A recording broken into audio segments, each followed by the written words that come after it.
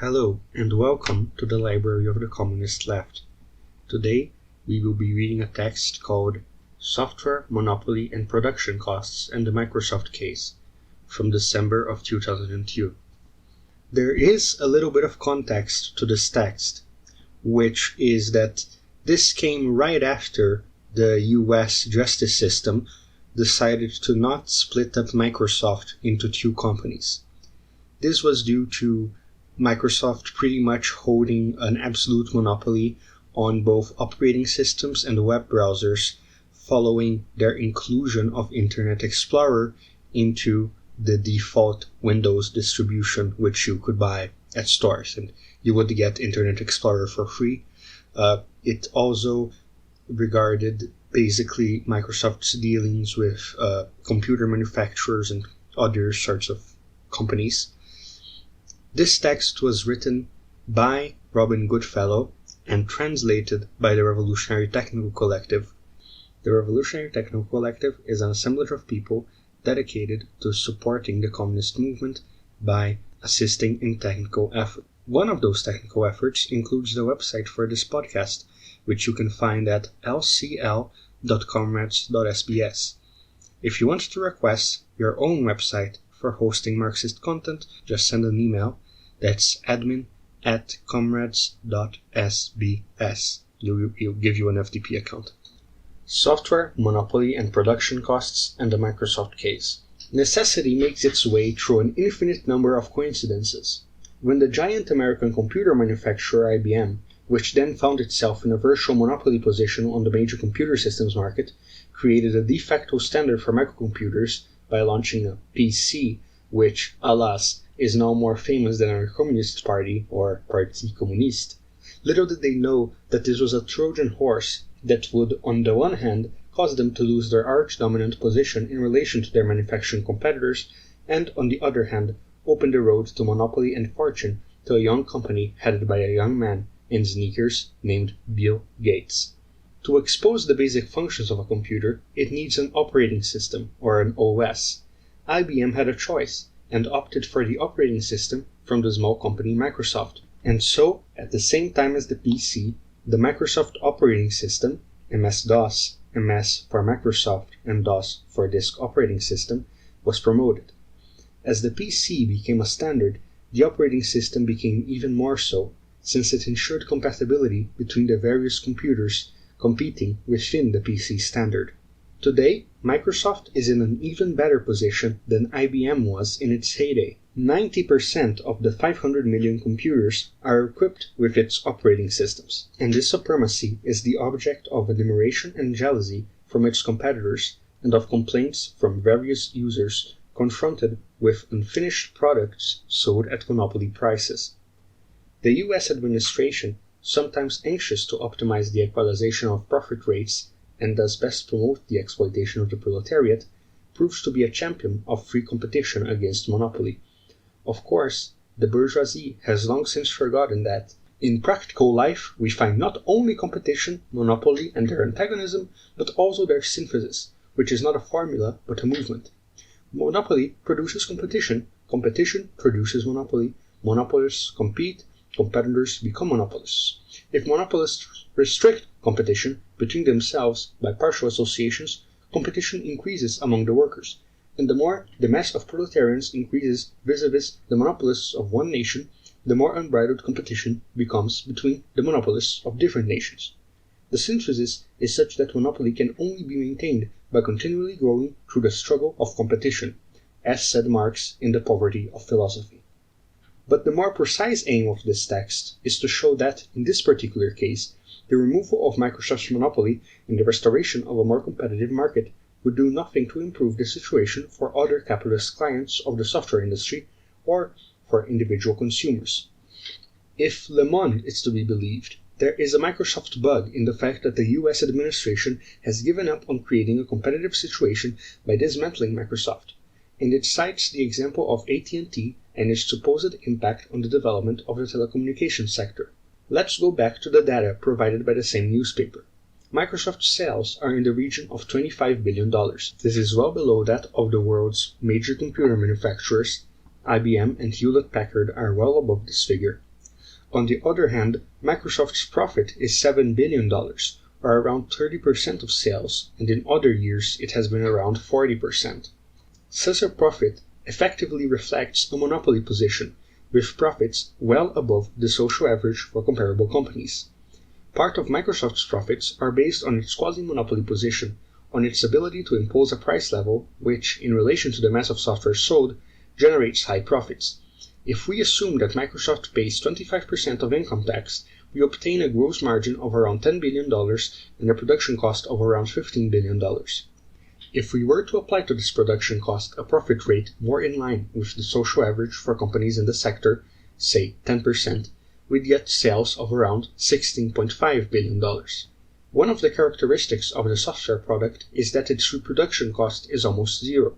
It takes thousands of man-years to create, to produce the first version, the software code, at least for large-scale systems and application software. But the time required to reproduce it is derisory compared to the time spent on production. From this point of view, it can be likened to scientific work. Newton may have spent a lifetime developing the theory of universal gravitation, but then thousands of students learn it in a matter of hours.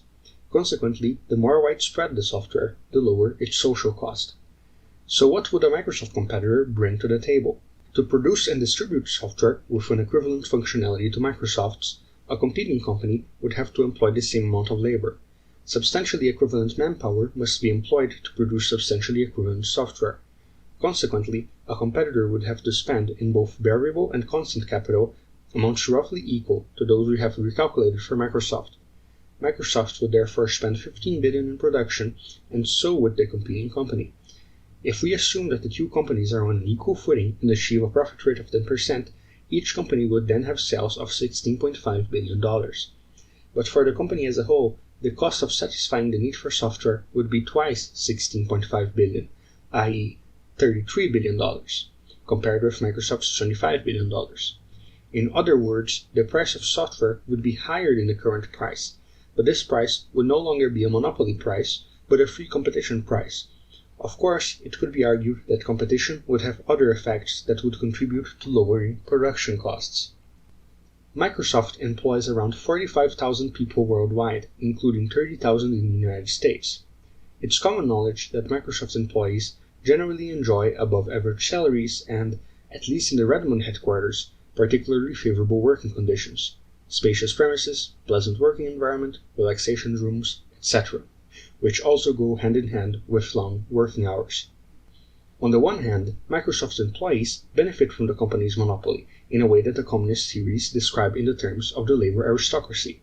Assuming that competition forces Microsoft employees to settle for an average wage corresponding to the market price of labor, and that favorable working conditions are reduced to the average, the cost of production would fall.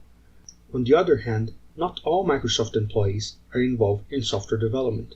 Some jobs are proportional to sales, insofar as they are linked to software sales and distribution, technical support, and so on. If Microsoft were to share more of its market, the number of employees would fall, and with it the cost of production. With fewer employees, some of the administrative work would become unnecessary, and so production costs would fall again. Finally, increased competition could lead to a further drop in margins, which we have already largely taken into account. Let's assume that the cost of production is lowered by 20% of the cost of production, i.e. $3 billion, a reduction greater than the average gap between Microsoft employees and the market wage. As a result, production costs are reduced to $12 billion. By reducing Microsoft's margins to 5% of production costs, we obtain sales of $12.6 billion. If we go back to our previous reasoning, the company would pay $25.2 billion to meet its software requirements, i.e., roughly the same as before. If we could scrape away the layer of costs, we might just be able to shoehorn in a second company. Two companies is not really free competition, it's an oligopoly, with a high risk of price fixing. If there is virtually no room for a second company, there's even less room for N companies. Restoring free competition would therefore bring virtually no benefit to the other fractions of the capitalist class, while at the same time driving down labor productivity, since it would require at least twice as much labor power to achieve the same result. Thus, the bourgeois response against the Microsoft monopoly the restoration of free competition, would have virtually no impact on the price of software, would drive down labor productivity in this sector, and would undermine one of the fundamental advantages of the Microsoft monopoly, namely the existence of a de facto standard, the existence of common tools known to all. As a general rule, the cost of training in software is much higher than the price of software, which serves to make it relatively easier to exchange documents and information. As a result, given the economic characteristics of the software product, we are faced with a situation where the monopoly price is potentially equivalent to, or even lower than, the free competition price. At this point, if society wants to push forward the development of productive forces, it has only one rational solution: to transfer production into the hands of associated producers and distribute software free of charge, so as to rapidly bring the entire user base up to the same level, and create common standards, turn private monopoly into a social monopoly. The means of production pass into the hands of associate producers. That's why, even if it makes some people who hardly understand the first line of socialism smile, Lenin pointed to the post office as an example for socialism. Communism does not consist in placing the enterprise under the control of shapeless workers' councils, but in breaking down the limits of the enterprise, the basic economic cell of bourgeois society. What the mechanism of capitalist production tends to do spontaneously, socialism takes up, rationalizes, rids it of unproductive labor, eliminates all mercantilism from its midst, and pushes it to the limit by creating vast branches of industry that plan world production and no longer produce for the market. The enemy of communism is the small business, whose multitude, multiform and mercantile, a guarantee of all the dissipations of social energy and reservoir of counter-revolution, constitutes a living obstacle to the socialization of production. This is why Raoult searches in vain for the seeds of communism in today's society. The expression is a misnomer, and he himself reminds us in precise and accurate terms why communist theory has never accepted this hypothesis, in contrast to earlier modes of production. The means of production do not develop within themselves the germs of future society that would only wait for communism to grow. It contributes to bringing human society to the threshold of communism, which is not the same thing. The more it develops the productive forces, the more it centralizes and concentrates the means of production, the more it devalues capital, and the more it creates the conditions for an upheaval of society, all the while entangling itself in insoluble contradictions. To cross the threshold in question requires a complete overthrow, which is nothing other than a revolution. Bourgeois society only achieved this common IT standard by paying a monopoly surprofit to Microsoft, and also a tribute to the various players in the IT industry, some of whom have collusive interests with Microsoft. Few sectors have experienced such powerful and rapid technical progress as the world of information technology. To better capture the imagination, the mediocre lauders of technical progress like to draw a comparison with the automobile. If, they say, the automobile had made such progress, we'd have Rolls-Royces going 1,000 kilometers per hour for €1. This considerable technological evolution is rapidly making equipment obsolete, but being obsolete often doesn't prevent them from fulfilling the need for which they were purchased.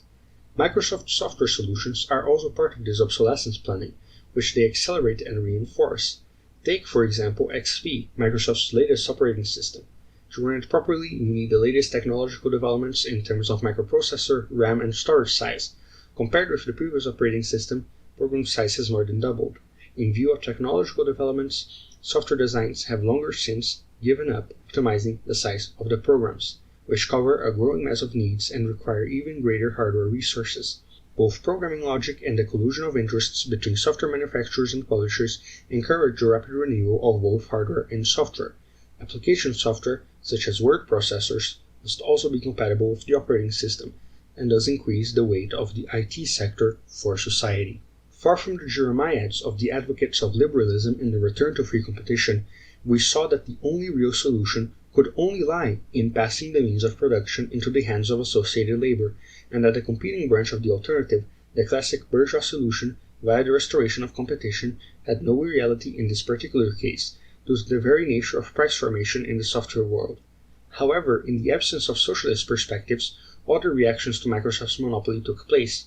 In addition to the institutional response, dictated by liberal and competitive ideology, we now need to analyze a completely different reaction, the one symbolized by Linux and, more generally, by Libre software, or open source software, both of which are not the same thing.